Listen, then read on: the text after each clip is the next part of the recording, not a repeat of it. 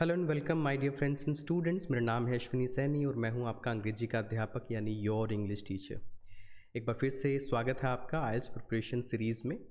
और इस वीडियो में हम बात करने वाले हैं वोकैबलरी की। वोकैब के 4 सेशन पहले हो चुके हैं, this is the 5th session. और एज़ यूजुअल हर एक सेशन में हमने 15 से 20 नए बेहतरीन ऐसे शब्द किए हैं जो आइल्स की स्पीकिंग राइटिंग में आपके स्कोर को काफ़ी इम्प्रूव कर सकते हैं और रीडिंग लिसनिंग में भी वो शब्द आपकी काफ़ी हेल्प कर सकते हैं एक हाई स्कोर लेने में। तो चलिए शुरू करते हैं इस लेक्चर को। स्क्रीन पर देखिए कि आज के कौन से हमारे वर्ड्स हैं जिन्हें हम करने वाले हैं। There are around 20 words. Inevitable, evidence, culprit, environmental degradation, resistance, potent, diminish, self centred, imperative, curtail, engage, high time, explore, alternative, uplift, cacophony, complicated, ancestors, witness and turnaround. So these are the 20 words. अक्सर vocabulary में मैं ये बात करता हूँ, इनको सीखने का गलत तरीका ज़्यादातर बच्चे इख्तियार करते हैं, वो नहीं करना। बताने के लिए मैं आपको इन सब की हिंदी अभी बता सकता हूँ। इनएविटेबल का मतलब होता है अटल, जिसे बदल नहीं सकते। एविडेंस का मतलब है सबूत। कल्प्रिट का मतलब है गुनहगार। तो इस तरह से मैं सबके मतलब बता सकता हूँ और 2 मिनट में इस वीडियो को कंक्लूड कर सकता हूँ, लेकिन इसका कोई फ़ायदा नहीं है। इस तरह से मीनिंग आपको याद नहीं रहेंगे, इसलिए सेंटेंसेस में इनको प्लेस करेंगे हम। तो ये तरीका गलत है एक लिस्ट से वर्ड्स को करने का। सही तरीका है कि एक सेंटेंस में ये वर्ड हम समझेंगे, इस वर्ड का प्लेसमेंट समझेंगे, इस वर्ड का किस तरह से इस्तेमाल हुआ है वो समझेंगे और फिर उसी तरह से आपको अपने एग्जाम्पल्स बनाने हैं। और 5 रेपिटेशन फार्मूला अक्सर मैं उसको मेंशन करता हूँ। 5 बार 5 अलग अलग वक्त में अलग अलग दिनों में आपने उस एक शब्द को समझना है, एक शब्द पे बार बार विचार करना है। हो सके तो एग्जाम्पल बना के देखें। इस तरह से ये वोकैबलरी आपकी डेवलप हो पाएगी और आपके आइल्स एग्ज़ाम में आपका स्कोर बढ़ पाएगा। तो सारी चीज़ें आपस में इंटरकनेक्टेड हैं। ये छोटी छोटी सी मेहनत एक दिन आपके लिए अच्छा रिजल्ट लेकर आएगी। तो चलिए पहला वर्ड आप देख रहे हैं स्क्रीन पर। This is absolutely true that change is inevitable. काफ़ी कॉमन हिंदी में कहावत होती है कि परिवर्तन अटल है, परिवर्तन होकर रहेगा। आप चाह के भी चीज़ों को बदलने से नहीं रोक सकते। उदाहरण के लिए आपकी जैसे उम्र बढ़ रही है, उम्र के साथ आपके शरीर में चेंजेस हो रहे हैं, राइट, तो वो इनएविटेबल हैं। एनवायरनमेंट में जो चेंजेस हो रहे हैं पर्यावरण में, वो भी इनएविटेबल हैं। बहुत सारी ऐसी चीज़ें हैं जिसको आप रोक नहीं सकते, वो अटल हैं। तो ये जो टर्म रहता है इनएविटेबल, अटल, जिसे बदला नहीं जा सकता, जिसे रोका नहीं जा सकता, इनएविटेबल। और अगर इसमें से आप इन हटाएंगे तो वह एविटेबल हो जाएगा, यानी कोई चीज़ जिसे बदला जा सकता है, राइट, जिसे टाला जा सकता है। So it's a very nice word vocab के हिसाब से, जिसे आप अपनी राइटिंग स्पीकिंग में एक्सप्रेस कर सकते हैं। और रीडिंग में अगर ये वर्ड आएगा तो आप इसे समझ पाएंगे और उसके हिसाब से अपना सही आंसर ढूंढ पाएंगे रीडिंग से। सो मेक श्योर कि आप इसे अलग से लिख लें। और या अभी इतना वक्त नहीं मिलेगा मेरी एक्सप्लेनेशन के दौरान, बाद में आप इनके एक एक एग्जाम्पल बना के देख सकते हैं। अपने लाइफ से जुड़े हुए अपनी नॉलेज से आप उन एग्जाम्पल को बनाएंगे। चलिए दूसरा शब्द देखते हैं। There are clear evidence that the real culprit behind environmental degradation is human itself. There are clear evidence, साफ सबूत हैं, दैट द रियल कल्प्रिट, कि सही मायनों में जो गुनहगार है, बिहाइंड एनवायरमेंटल डिग्रेडेशन, किसके पीछे, पर्यावरण का जो पतन हो रहा है, पर्यावरण का जो नुकसान हो रहा है, वो कौन है, इज़ ह्यूमन इटसेल्फ। वो कल्प्रिट कौन है, इंसान खुद है। इंसान ने खुद ये हालात पैदा किए हैं। इंसान ने तरक्की के चक्कर में एनवायरनमेंट को काफ़ी नुकसान किया है। तो एनवायरमेंटल डिग्रेडेशन के पीछे का जो सही मायनों में गुनहगार है वो इंसान खुद है। और इसके बिल्कुल क्लियर एविडेंस है। हमने पेड़ों को काटा है, हमने बहुत सारे ऐसे इलेक्ट्रॉनिक्स अप्लायंसेस बनाए हैं जिनसे CO2 एमिट होता है, या ऐसी गैसेस एमिट होती हैं जो ओजोन लेयर को डिप्लीट कर रही हैं, जिसकी वजह से सूरज की हानिकारक किरणें धरती में प्रवेश करती हैं और ग्रीन हाउस इफ़ेक्ट क्रिएट होता है, जिसकी वजह से ग्लोबल वार्मिंग हो रही है। ग्लोबल वार्मिंग की वजह से ग्लेशियर आइस मेल्ट हो रही है, उसकी वजह से सी लेवल राइज़ होगा, इन फ्यूचर हो भी रहा है, और बहुत कैटास्ट्रोफिक कॉन्सिक्वेंसेस आएंगे, बहुत सारे परलयकारी नतीजे भी उसकी वजह से आ सकते हैं इन फ्यूचर। तो ये सारी चीज़ें आपस में इंटरकनेक्टेड हैं। ये इतना सिंपल नहीं है कि बस ठीक है हमने थोड़ा सा पोल्यूशन किया, that's it. In a long run इसके बहुत नुकसान हमें देखने को मिल सकते हैं। तो 3 वर्ड जो आपके सीखने के लिए यहाँ से निकलेंगे, evidence, culprit and environmental degradation. Evidence सबूत, कल्प्रिट गुनहगार, एनवायरमेंटल डिग्रेडेशन पर्यावरण पतन। और जो एनवायरनमेंट से जुड़े हुए टॉपिक रहेंगे उसमें आप ये सेंटेंस या फिर इस तरह के वर्ड्स आसानी से इस्तेमाल कर सकते हैं हाई लेक्सिकल रिसोर्स स्कोर लेने के लिए। चलिए तीसरा एग्जाम्पल देखते हैं। Many viruses develop resistance against potent drugs over time। ये मेडिकल लाइन से जुड़ा हुआ एक सेंटेंस है। वायरस की जब बात चल रही है तो इस वक्त आप खुद देख रहे हैं क्या सिचुएशन है, क्या हालात हैं। कोरोना वायरस ने पूरी दुनिया में तबाही मचाई हुई है एक तरह से। तो ऐसे ही बहुत सारे वायरस होते हैं जिससे बहुत सारे अलग अलग तरह के डिसऑर्डर्स या बीमारियां होती हैं, फैलती हैं। तो उन वायरस से निपटने के लिए, उन वायरस को कंट्रोल में करने के लिए दवाइयाँ बनती हैं, ड्रग्स बनती हैं। मेडिकल कंपनियाँ बहुत रिसर्च करती हैं और कुछ ड्रग्स काफ़ी पोटेंट होती हैं, यानी बहुत शक्तिशाली होती हैं, ताकतवर होती हैं, जो एकदम से वायरस को मार देती हैं, उससे रोक लेती हैं, कंटेन कर लेती हैं। लेकिन जैसे ह्यूमन इवोल्व करता है या ह्यूमन वक्त के साथ बेटर हो रहा है, वैसे ही वायरसेस भी इवोल्व करते हैं। वायरसेस भी वक्त के साथ अपना जेनेटिक मेकअप चेंज कर लेते हैं या वो स्ट्रॉन्ग हो जाते हैं और उन ड्रग्स के अगेंस्ट रेजिस्टेंस यानी कि अवरोध, एक शील्ड डेवलप कर लेते हैं अपने अंदर। यानी कि एक टाइम में उस ड्रग से वो वायरस मर रहा था, लेकिन अभी वो वायरस उस ड्रग से नहीं मर रहा, क्योंकि उस वायरस ने उस ड्रग के अगेंस्ट रेजिस्टेंस डेवलप कर लिया है, यानी कि अवरोध डेवलप कर लिया है। और वो ड्रग काफ़ी पोटेंट, काफ़ी ताकतवर वो ड्रग थी, उसके बावजूद भी वायरसेस ने रेजिस्टेंस डेवलप कर लिया है। तो ये दोनों वर्ड बहुत इंपॉर्टेंट है, रेजिस्टेंस, अवरोध, पोटेंट यानी कि कोई ताकतवर चीज़ या ताकत या शक्तिशाली, ये शब्द भी आप इस्तेमाल कर सकते हैं पोटेंट के लिए। 4th सेंटेंस देखिए और उसमें कौन से शब्द हैं। Yes, it is true that moral values are diminishing and people are becoming self-centered। यहाँ 2 शब्द मैंने हाईलाइट किए हैं। हाँ, ये सच है that moral values, नैतिक मूल्य, राइट, नैतिक मूल्य यानी कि हमारे चरित्र, हमारे वर्च्यूज़ जो सद्गुण होते हैं उनसे जुड़ा हुआ है, ईमानदारी, राइट, संयम या निस्वार्थ भावना, इस तरह से ये सभी मोरल वैल्यूज़ हैं। आर डिमिनिशिंग, डिमिनिश किसी चीज़ का कम होना, किसी चीज़ का मात्रा में, संख्या में कम होना। तो मोरल वैल्यूज़ की अगर जो हमारे माइंड में, हमारे दिल में कोई मात्रा है तो वो डिमिनिश हो रही है, वो कम हो रही है इस वक्त। And people are becoming self centred, और लोग क्या बन रहे हैं, स्वार्थी बन रहे हैं। सेल्फ सेंटर्ड यानी सिर्फ अपने बारे में सोचते हैं, अपने ही फ़ायदे की सोचते हैं। तो self centred is a very nice term, एक तरह से स्वार्थी इंसान के लिए आप यूज़ कर सकते हो। People are becoming self centred, moral values are diminishing.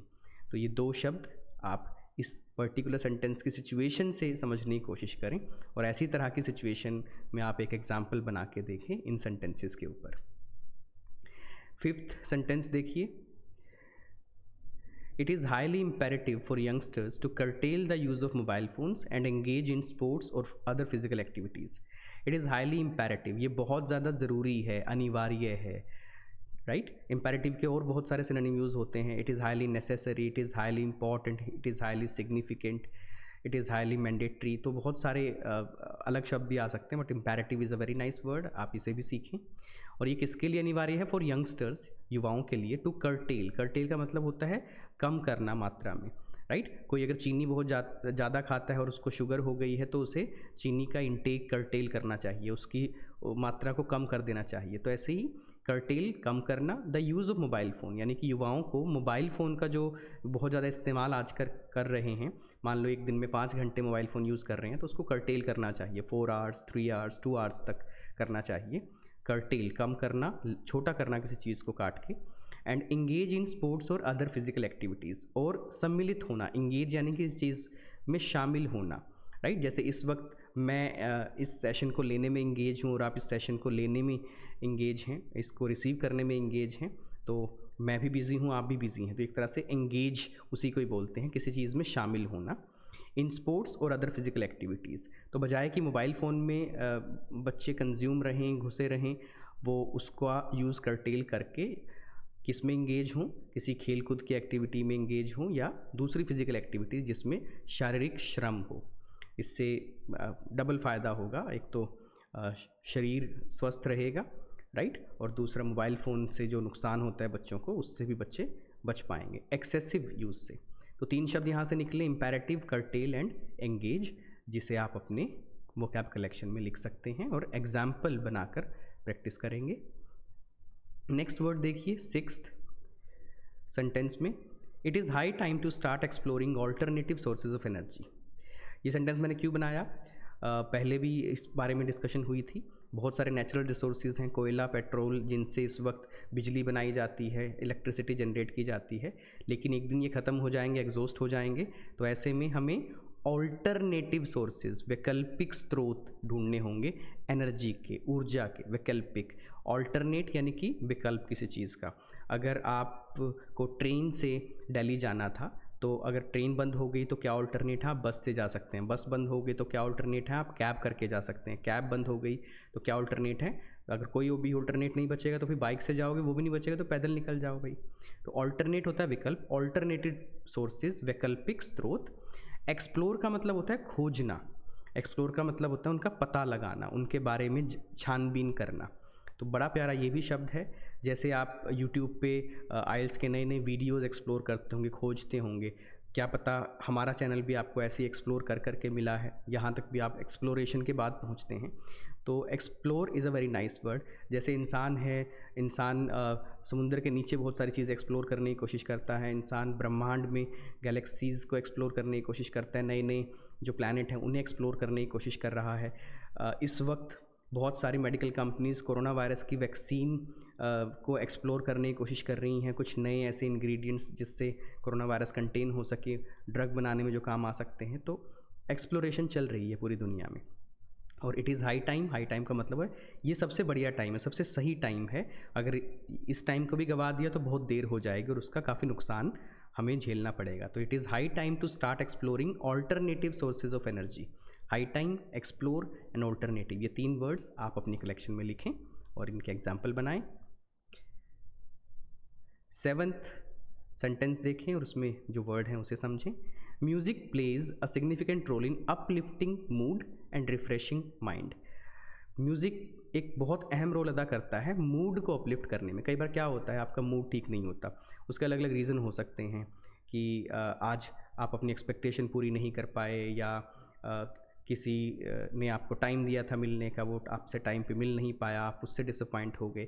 100 reason हो सकते हैं आपका मूड डाउन होने के। तो मूड को अपलिफ्ट करने में म्यूज़िक एक बहुत अहम रोल, अपलिफ्ट होता है उस चीज़ को, उसका लेवल रेज करना, उस चीज़ को बेहतर करना, राइट, एंड रिफ्रेशिंग माइंड, और माइंड को रिफ़्रेश करना। तो यहाँ अपलिफ्ट वर्ड मैं आपको सिखाना चाह रहा हूँ। अपलिफ्ट और भी बड़ी सेंस में यूज़ होता है। हमें जैसे वीमेन की जो सिचुएशन है हमारी कंट्री में, उस सिचुएशन को अपलिफ्ट करना है, उनके लेवल को अपलिफ्ट करना है, उत्थान करना है उसका। सोसाइटी की अपलिफ्टमेंट के लिए, समाज की बेहतरी के लिए बहुत सारे प्रयास करने हैं, बहुत सारी योजनाएं लेकर आनी हैं। तो अपलिफ्ट, अपलिफ्टमेंट, इस तरह के शब्द इस्तेमाल होते हैं। It's a very nice term uplift. फिलहाल यहाँ एज अ वर्ब यूज़ हो रहा है, इसको अपलिफ्टमेंट में एज अ नाउन यूज़ कर सकते हो आप। आगे देखिए 8th, villages are far from the pollution and cacophony of metro cities. Villages दूर हैं पोल्यूशन से, प्रदूषण से, and cacophony of metro cities, वहाँ जो भाग दौड़ है या हो हल्ला है या जो मैसअप होता है उसे कैकाफोनी बोलते हैं। मेट्रो सिटीज़ में, या दिल्ली जैसा शहर हो गया, मुंबई जैसा शहर हो गया, ठीक है ना, वहाँ बहुत सारी समस्याएं होती हैं, भीड़ भड़क्का होता है, क्राइम भी बहुत ज़्यादा होता है, प्रदूषण बहुत ज़्यादा होता है, और धोखाधड़ी, इस तरीके की चीज़ें भी बहुत ज़्यादा होती हैं। तो मेट्रो सिटीज़ में ऐसा ज़्यादा है। जो छोटे शहर होते हैं, छोटे कस्बे होते हैं, वहाँ कंपैरेटिवली लाइफ शांत होती है, इतना शोरगुल हो हल्ला, इतनी मारामारी नहीं होती। तो कैकाफोनी के सेंस में आप यूज़ करेंगे एक बड़े शहर में होने वाले पंगे या जो वहाँ पे प्रॉब्लम्स होती हैं, उसे आप कैकाफोनी का सेंस समझेंगे और इसे आप यूज़ कर सकते हैं अपनी राइटिंग्स में भी। 9th सेंटेंस देखें। I think the life we live now is much more complicated than the lives our ancestors. यहाँ पे मैंने दो शब्द हाईलाइट किए हैं, complicated and ancestor. I think, मैं सोचता हूँ, the life we live now, जो ज़िंदगी अब हम जीते हैं, इज़ मच मोर कॉम्प्लिकेटेड, वो काफ़ी पेचीदा है, काफ़ी उलझी हुई है, कॉम्प्लिकेटेड है, देन द लाइफ्स ऑफ, यहाँ पे ऑफ आना चाहिए, तो ऑफ आर एंसेस्टर्स, हमारे पूर्वजों की लाइफ के मुकाबले. एंसेस्टर पूर्वज, फोर फादर भी कहते हैं, राइट. एंसेस्टर्स जो हमारे दादा परदादा या उनसे पहले जो लोग रहे उन्हें हम एंसेस्टर बोलते हैं. उनकी लाइफ के मुकाबले वो उस टाइम पे काफ़ी सिंपल सादा जीवन जीते थे, तरीके से जीते थे. आज हम वैसा जीवन नहीं जी पा रहे, बहुत कॉम्प्लेक्स हो गया, बहुत उलझने हैं, कॉम्प्लिकेटेड हो गया है. तो ये दो वर्ड आप यहाँ से सीखेंगे, complicated and ancestors. Last word आप देखिए, लास्ट सेंटेंस, उसमें हम क्या सीखेंगे. Our life style has witnessed a complete turn around in last few decades. हमारे जीवन शैली ने विटनेस किए हैं, देखे हैं, ऑब्जर्व किए हैं. यहाँ पे कई सारे वर्ड आ सकते हैं विटनेस की जगह पे. नोटिस्ड हो सकता है, ऑब्जर्व्ड हो सकता है, राइट. हैज़ सीन भी आ सकता है यहाँ पे खाली. तो देखे हैं या अनुभव किए हैं. अ कंप्लीट टर्न अराउंड होता है टोटल बदलाव, उलट फेर. टर्न अराउंड मतलब हालात ही पूरी तरह से बदल गए हैं. इन लास्ट फ्यू डेकेड्स, पिछले कुछ डेकेड्स में, यानी कि दशकों में, पिछले 1-2 दशकों में हमारे जीवन शैली में बहुत बड़े बदलाव हुए हैं. उदाहरण के लिए, किस तरह का खाना अब हम खा रहे हैं वो देखिए, किस तरह के कपड़े हम डाल रहे हैं, किस तरह से हम अपनी जॉब्स करते हैं. पहले जहाँ पैदा होते थे वहीं पढ़ते थे, वहीं काम करते थे और वहीं मर जाते थे. अब पैदा कहीं हो रहे हैं, पढ़ाई कहीं कर रहे हैं, काम कहीं कर रहे हैं और ज़िंदगी ख़त्म कहीं जाके हो रही है. तो ये अपने आप में बहुत बड़ा उलट फेर है पहले के मुकाबले. हर चीज़ में बहुत बड़ा बदलाव आ गया है, और जीवन शैली में ख़ास तौर पे, चाहे वो हमारी हेल्थ से जुड़े बदलाव हों या हमारे फैशन से जुड़े बदलाव हों, हमारे क्लोथिंग से जुड़े बदलाव हों, या कुछ एनीथिंग, हर चीज़ में काफ़ी उलटफेर हुआ है. सो विटनेस और टर्न अराउंड, ये दो शब्द आप यहाँ से सीख सकते हैं. चलिए एक बार समराइज़ कर लेते हैं क्या वर्ड हमने किए. ये सबसे अहम पहलू है. जब मैं एक एक शब्द बोलूँगा, आप देखना क्या आपके दिमाग में वही सेम इमेज बनेगी जो एग्जाम्पल आपको समझाते वक्त आप माइंड में बना रहे थे. सारी चीज़ें इमेज से ही हमारे दिमाग में बैठती हैं. कोई भी मेमोरी है, बिना इमेज के वो मेमोरी डेवलप ही नहीं हो सकती. तो हर एक शब्द को मैं एग्जाम्पल में इसलिए पिरोता हूँ, एग्जाम्पल इसलिए दिखाता हूँ, ताकि जब मैं उसे एक्सप्लेन करूँ आपके दिमाग में वो इमेजेस बने, और इमेजेस के एसोसिएशन की वजह से ही मेमोरी बिल्ड होगी. अगली बार जब भी आप इसे रिवाइज़ करेंगे, आप देखना ये सेम इमेजेस आपको याद आएंगी, और जितनी ज़्यादा बार रिवीजन लगेगी उतना ज़्यादा ये इमेजेस हमारे माइंड में रिटेन करेंगे, और उससे जुड़ा हुआ शब्द भी रिटेन करेगा. तो इनएविटेबल, चेंज अटल है. मैंने एग्जांपल आपको क्या दिया था उसमें, इनएविटेबल में, जैसे हमारे शारीरिक बदलाव ये होकर रहेंगे उम्र के साथ. हम कमज़ोर भी होंगे, उम्र के साथ बीमारियां भी हमें लगेंगी. सो ये चेंज इनएविटेबल हैं. एविडेंस और कल्प्रिट, इनके लिए क्या एग्जांपल हमने यूज़ किया था. बहुत सारे ऐसे एविडेंस है जो ह्यूमन को कल्प्रिट साबित करते हैं, और किस चीज़ के लिए गुनहगार साबित करते हैं, एनवायरमेंटल डिग्रेडेशन के लिए, जो पर्यावरण का पतन हो रहा है उसके लिए. रेजिस्टेंस में कौन सा, वायरस का मैंने एग्जांपल दिया था, कोरोना वायरस का आप ले लो. ड्रग्स होती हैं, बहुत पोटेंट शक्तिशाली ड्रग्स होती हैं. तो शुरू में हो सकता है वो वायरस उससे मर रहा है, लेकिन वायरस अपना जेनेटिक मेकअप चेंज कर लेता है, इवॉल्व कर लेता है अपने आप को, और रेजिस्टेंस डेवलप कर लेता है धीरे धीरे करके उस ड्रग्स के अगेंस्ट. डिमिनिश, क्या डिमिनिश हो रही है, मोरल वैल्यूज़ डिमिनिश हो रही हैं, और लोग क्या हो गए हैं, सेल्फ सेंटर्ड हो गए हैं, काफ़ी अपनी स्वार्थ के बारे में सोचते हैं, सिर्फ अपने बारे में सोचते हैं, दूसरों के बारे में नहीं सोचते. इम्पेरेटिव बहुत ज़रूरी है, किसके लिए, युवाओं के लिए. क्या करना, कर्टेल करना, कम करना. क्या कम करना है, मोबाइल फ़ोन का इस्तेमाल कम करना है, और किस में इंगेज होना है, स्पोर्ट्स एक्टिविटीज़ में या दूसरी फिजिकल एक्टिविटीज़ में. तो इस तरह से देखो आप प्रैक्टिस कर सकते हैं खाली वर्ड देखकर. अब तो एग्जाम्पल भी हमारे सामने नहीं है और हम प्रैक्टिस कर पा रहे हैं. ऐसे ही आपको करना है. High time, it is the high time कि क्या किया जाए, एक्सप्लोर किया जाए. किसे एक्सप्लोर किया जाए, ऑल्टरनेटिव सोर्सेज ऑफ एनर्जी को, क्योंकि हो सकता है एक दिन कोयला पेट्रोल ख़त्म हो जाए, तब हम बिजली कहाँ से बनाएंगे. इसलिए नए नए जो वैकल्पिक स्रोत हैं उनको एक्सप्लोर करें, उनको खोजें और उससे बिजली बनाएं, उससे एनर्जी हम लें. मूड को अपलिफ्ट करने में म्यूज़िक बहुत अच्छा रोल प्ले करता है, ये मैंने एक्सप्लेन किया था. जो गांव होते हैं वो पॉल्यूशन और जो मेट्रो सिटीज़ की कैकोफोनी होती है भाग दौड़ होती है, हो हल्ला होता है, उससे दूर होते हैं। तो इस तरीके से आप अपने दिमाग में तस्वीर बनाएंगे। कैकोफोनी कैसे, आप देखें ट्रैफिक जैम देखें, बहुत सारा भीड़ देखें एक बड़े शहर में, ठीक है ना, और भाग दौड़ है हर चीज़ के लिए, चाहे वो पढ़ाई हो, चाहे फिर वो अपना लाइवलीहुड कमाना हो, तो उससे आपके माइंड में ये वर्ड ज़्यादा बैठेगा। कॉम्प्लिकेटेड, आज की लाइफ हमारी कितनी कॉम्प्लिकेटेड हो गई है, कितना कुछ करना पड़ता है। आप पढ़ाई अलग कर रहे हैं, अपनी हेल्थ का ध्यान अलग तरीके से रखना पड़ता है, पेरेंट्स की एक्सपेक्टेशन बहुत ज़्यादा होती हैं, आपको यही नहीं समझ में आ रहा होता कि मैं इंडिया में रहूँ, मैं बाहर जाऊँ, मैं कौन सी पढ़ाई करूँ, मैं कौन सा करियर बनाऊँ, मतलब करें तो करें क्या, कितना कॉम्प्लिकेटेड है। पहले ऐसा नहीं होता था, हमारे पूर्वज बहुत शांत और बहुत स्टेबल सी एक लाइफ जीते थे, एंसेस्टर्स। और लास्ट है विटनेस्ड, हमारे लाइफस्टाइल में बहुत मेजर चेंजेस हुए हैं, लाइफस्टाइल ने विटनेस किए हैं मेजर चेंजेस, पूरा टर्न अराउंड हो गया है हमारा लाइफस्टाइल, उलटफेर हो गया है, काफ़ी बदलाव, बड़े बड़े बदलाव उसमें आ गए हैं। तो देखिए, बिना एग्जाम्पल सामने हमने फिर भी सेम एग्जाम्पल से प्रैक्टिस कर ली। यही प्रैक्टिस मैं चाहता हूँ आप करें अपने लेवल पे, एक बार नहीं 5 बार, 5 रेपिटेशन आपको इसको देने हैं। अगर आप सच में सीरियस हैं, सच में आप इन शब्दों को सीखना चाहते हैं, मेरी इस मेहनत को वसूलना चाहते हैं, अपनी इस टाइमिंग को वसूलना चाहते हैं, और 2-3-4 महीने के अंदर आइल्स में अच्छा बैंड स्कोर लेके अपना स्टडी वीज़ा या जिस भी वीज़ा पे आप जाना चाहते हैं उसे इंश्योर करना चाहते हैं, तो ये प्रैक्टिस लगेगी ही लगेगी। नो पेन नो गेन, बिना कुछ खोए आप कुछ नहीं पा सकते, तो मेहनत और टाइम तो आपको लगाना ही पड़ेगा अगर आपको आउटपुट चाहिए।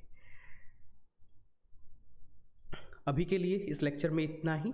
इसी तरह से कंसिस्टेंट रहें, हमारे हर एक वीडियो में रेगुलर सीखते रहें। आइल्स प्रिपरेशन सीरीज़ का पूरा फ़ायदा उठाएं। अभी तो शुरुआत है, अभी तो सभी के जो लेक्चर्स हैं शुरुआती फ़ेज़ में है, 4-5-6 लेक्चर हुए हैं हर एक चीज़ के, तो अभी ये लंबा चलने वाला है, तो बी रेगुलर। और जो बच्चे हमसे ऑनलाइन कोर्सेज़ में कनेक्ट होना चाहते हैं, रेगुलर हमारे साथ जूम सेशन में और हमारे स्टडी मटेरियल से पढ़ना चाहते हैं, तो स्पोकन का कोर्स परचेज़ कर सकते हैं पहले, जो बिगनर हैं, जो इंग्लिश को ज़ीरो से सीखना चाहते हैं। नंबर्स पे कॉल करके आप जानकारी ले सकते हैं। और जो पहले से इंग्लिश को ठीक से जानते हैं, उन्होंने स्पोकन कर लिया है, तो वो डायरेक्ट आइल्स के कोर्स में भी आ सकते हैं, जीटी और एकेडमिक, और इन नंबर पे कॉल करके वो पूछें कि किस तरह का कोर्स और उसके क्या प्राइसिंग रहेगी, किस तरह से उसमें टीचिंग आपको मिलने वाली है। और जो भी हमारे साथ बच्चे आज नए कनेक्ट हुए हैं, प्लीज़ हमारा चैनल सब्सक्राइब ज़रूर कर दें, ताकि हमारा हौसला बढ़े, हम आगे बढ़ें, और हम ज़्यादा से ज़्यादा बच्चों को इसी तरह से सपोर्ट करना चाहते हैं ऑनलाइन टीचिंग के ज़रिए, ख़ास तौर पे इस कोविड-19 सिचुएशन में, जब बच्चे इंस्टीट्यूट नहीं जा पा रहे, अपने टीचर से नहीं पढ़ पा रहे।